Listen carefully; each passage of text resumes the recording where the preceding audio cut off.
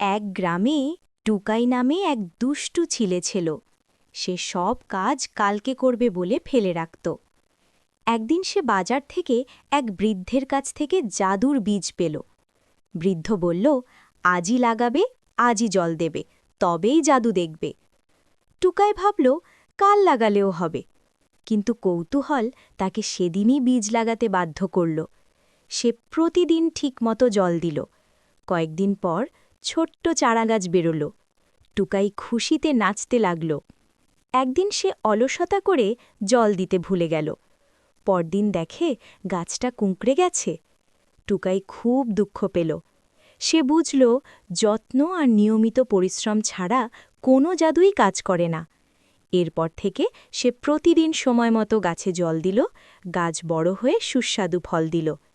টুকাই শিখল, কাজ ফেলে রাখলে ফল মেলে না, পরিশ্রম আর নিয়মই আসল জাদু।